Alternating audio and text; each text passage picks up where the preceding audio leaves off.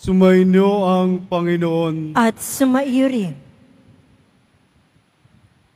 Ang mabuting balita ng Panginoon ayon kay San Mateo. Papuri sa iyo, Panginoon.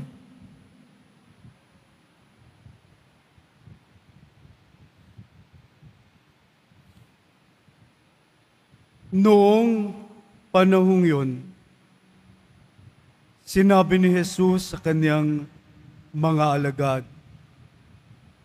"Kung ibig ninumang sumunod sa akin, limutin niya ang ukol sa kanyang sarili. Pasanin ang kanyang krus at sumunod sa akin. Ang naghahangad na magligtas ng kanyang buhay ay siyang mawawalan nito. Ngunit ang mag-alay ng kanyang buhay alang-alang sa akin ay siyang magkakamit noon.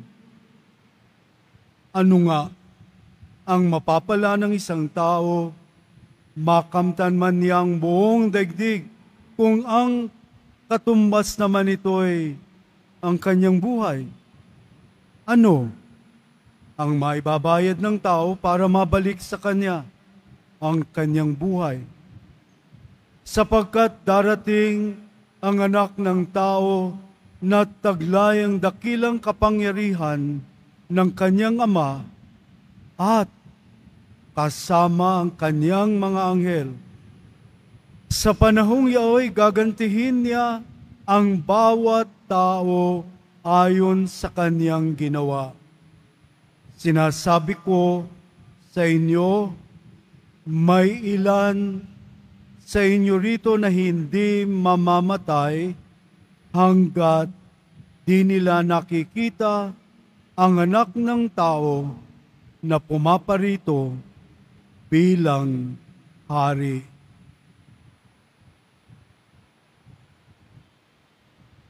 Mga kapatid, ang mabuting balita ng Panginoon. Pinupuri ka namin, Panginoong Hesukristo. Magsiupo muna po ang lahat. Maganda pong paanyaya ng pong Jesus Nazareno po sa atin ngayong gabing ito. May kagat, may lalim, at mayroong inaasam ang Diyos sa bawat isa sa atin. Alam po niya ba ano? Alam niyo pa po ba kung ano? Ang buhay na walang hanggan sa Diyos ang ating puntirya. Alam niyo yung salitang puntirya? Yung ating layunin.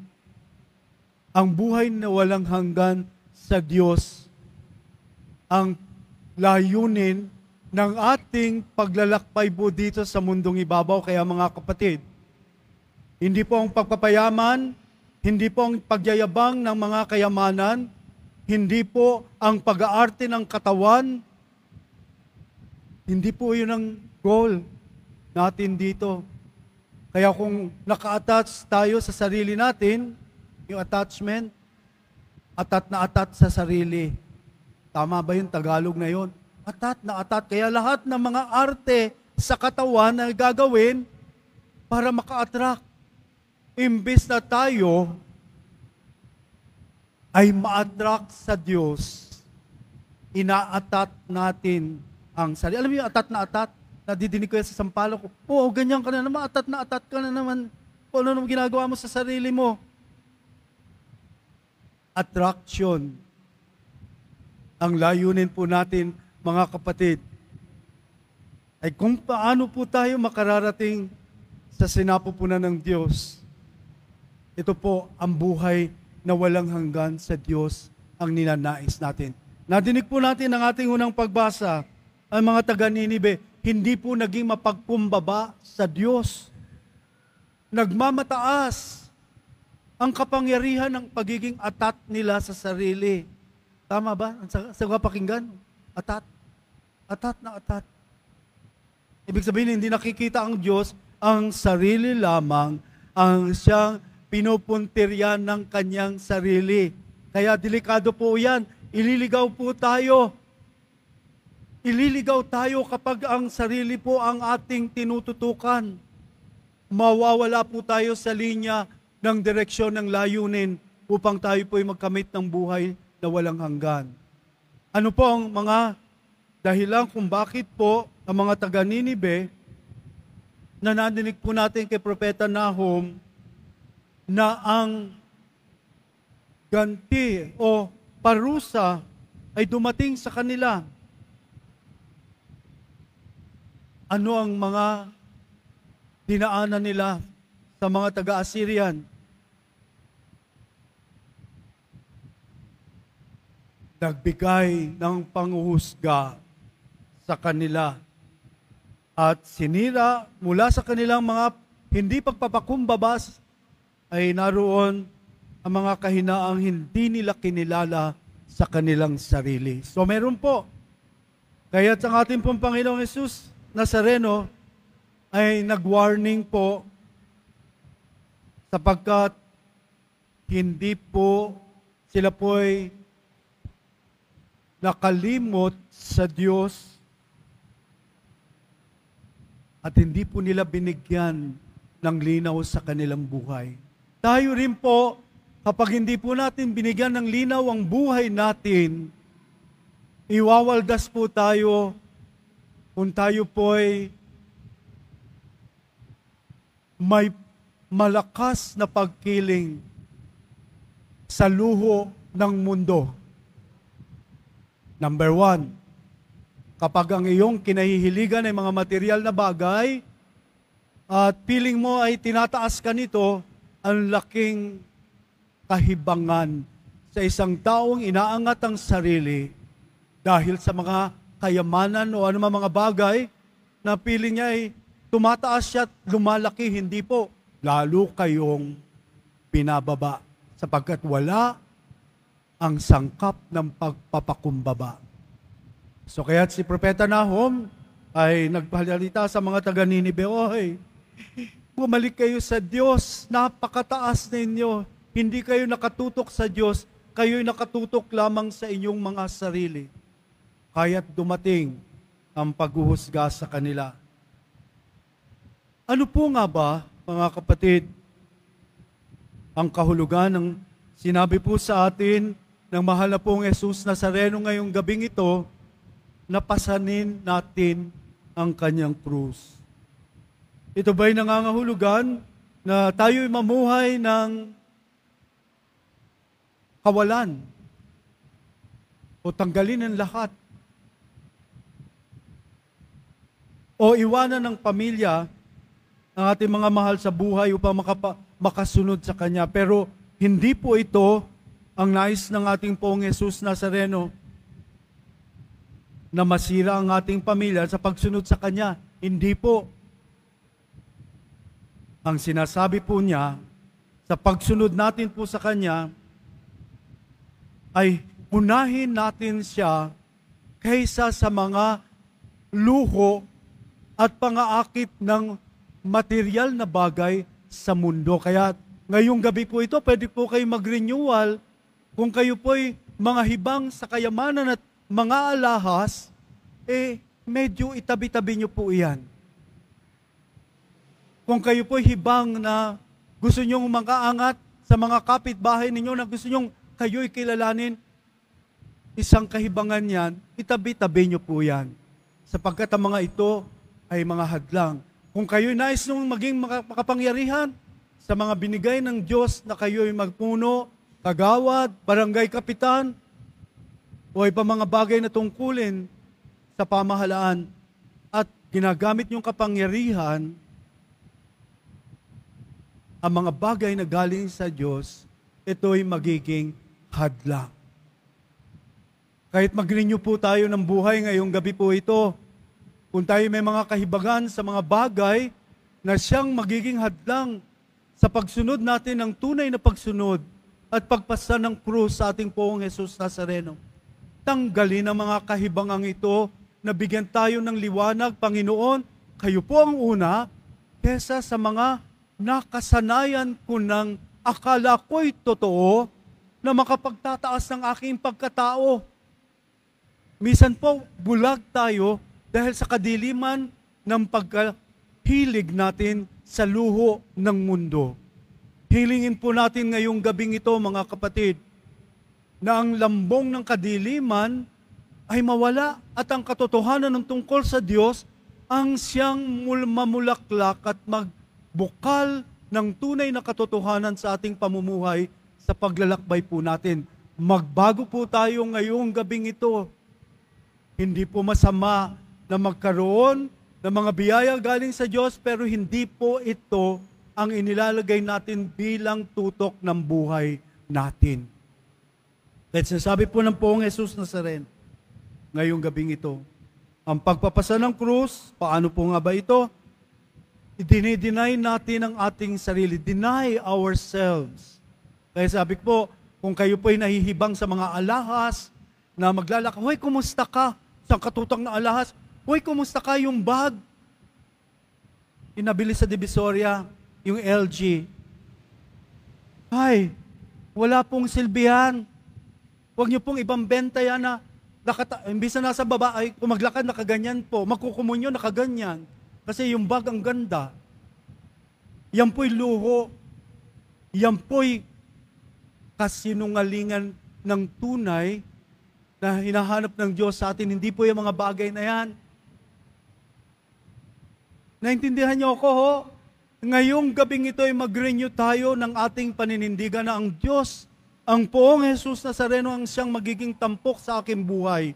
Hindi ang mga luho ng material na bagay dito sa mundong ibabaw. Ayun po yung denying ourselves. Pinapasan ko ang krus at isinasantabi ko ang lahat ng mga pagkahilig ko sa mga bagay na kailanman ay hindi magbibigay ng buhay na walang hanggan. Kaya mo bang pasanin ang krus sa pamamagitan ng pagkalimot sa ating sarili? At kung paano mapapalalim natin ang ating relasyon sa Diyos, yun po yung pinakamalalim, na mapalalim ko ang aking pakikipagkaibigan sa Diyos. Pag sinabing BFF ko ang Diyos, siya ang aking puntirya, siya ang aking pangunahin sa lahat. Ano mga bagay na magiging hadlang ko sa relasyon sa Diyos, ay itatakwil ko. Ano yung itatakwil? Kasalanan. Itatakwil ko kung ikaw ay masamang ugali sa kapwa-tao mo, itakwil mo yan. At sinasabi ng Diyos, ang pag-ibig na tunay sa Kanya ay pag-ibig sa aking kapwa. Kaya kung kayo'y nasanay, maging manuri, manliit, maging matapobre sa inyong kapwa, tanggalin ninyo ngayong gabing ito. Ninyong mapalalim ang ating pakikipagkaibigan sa Diyos sapagkat ang ninanais ng Diyos ay wagas na katotohanan ng pag-ibig sa Kanya. Kailanman nagmamagic ang microphone. Ang mga hadlang. Kaya ngayong gabi po mag-renew tayo. Bago tayo tumanggap ng Kanyang katawan, Panginoon, tanggalin mo po, ako'y may ganitong masamang ugali. Panginoon, ganito po ako magsalita. Ganito po ako manlait. Ganito po ako manukat ng aking kapwa. Ganito po ako manuri, manghusga. Mag-renew po tayo upang mapalalim po natin ang tunay na pag-ibig sa Diyos ay tunay na may pag-ibig sa kapwa. Hilingin po natin yan kasi number 1 po yan. Tatanungin tayo, paano mo minahal ang kapwa mo nung nabubuhay ka? Yan po magiging passes natin at sasabihin, hindi mo ako inibig. Ay, inibig po kita. Lagi po ako nagdadasal. Maghapon po ako sa simbahan, umaga hanggang gabi. Lahat po ng misa inatinan ko. Pero ang tanong, gaano ka mabuting kapitbahay? Gaano ka mabuting amo ng iyong kasambahay? Pinapakain mo ba ng panis? Lahat ng mga tira-tira nyo, lahat ng mga damit, o iba pang bagay na hindi makatao at hindi makadiyos, baka ginagawa natin yan. Kung ikaw naman matapobre, pag meron ng tao dyan na iba ang damit, mula paa hanggang ulo ay tinititigan, kulang na lang matunaw yung tao. Ay, hindi po galing sa Diyos yan. Kaya ngayon pong gabing ito, mga kapatid, humingi tayo ng biyaya sa mahal na pong Jesus Nazareno. Kung meron akong ganyang ugali, at kung meron akong masamang ugali, at kung ako'y masamang kapwa, baguhin po ngayong gabi. Kara-karaka pong ipagkakaloob ng Poong Jesus Nazareno ang biyaya sapagkat ito ang gusto niya na tayo ay makatulad niya, tayo'y maging kahawig niya, tayo ay mabuhay ayon sa Kanya, na tayo'y naninindigan ng katotohanan, na tayo'y isang taong nakikiisa sa ating Poong Jesus Nazareno. Pagtitiis, pagpapasa ng krus, pagbabago ng sarili, pagbabagong anyo ng aking buhay na nauugnay sa ating Poong Jesus Nazareno. Sapagkat kung tayo'y matapos na sa ating paglalakbay dito, abay malayo pa tayo, namumukaan niya na tayo, nakahawig natin siya. At papapasukin, halika pumasok ka, kasi kamukha na kita, papapasukin tayo sa langit. Kung hindi tayo kamukha niya, sasabihin niya, hindi kita kilala. Kasi wala sa akatin ang kanyang kahawig. Kaya tanungin ang sarili ngayong gabi rin nyo, kung kayo swapang sa pera, ganid kayo sa mga bagay na material na nakakamatay ng kapwa. Tanggalin natin yan. Pwede kayo magdasal na magsimba, pero pag nananatili pa ito, na siya magiging hadlang sa ating pakikipagkaibigan sa Diyos, walang kwenta. Maghapon man kayo dito ang nagdadasal, pero walang pagbabagong nagaganap. Kaya ngayon pong gabi, mag-renew po tayo mga kapatid ho. Kung meron man kayong madiskubre sa sarili natin, sa sarili ninyo, gawin agad at Panginoon, hinihingi ko po, tanggalin mo po ang lahat ng mga ito sa akin upang maging kamukha kita, kahawig kita, kaugali kita, katibok kita ng puso. Ang espiritu ko ay yung espiritong sa akin ay namamahay. Oras tayo'y lumisa na sa mundong ito, ang bilis. Tara, pasok ka. Kilala kita, kamukha kita.